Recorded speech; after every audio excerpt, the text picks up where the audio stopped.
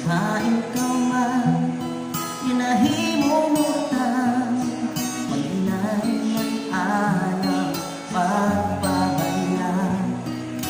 Sugad pa man sa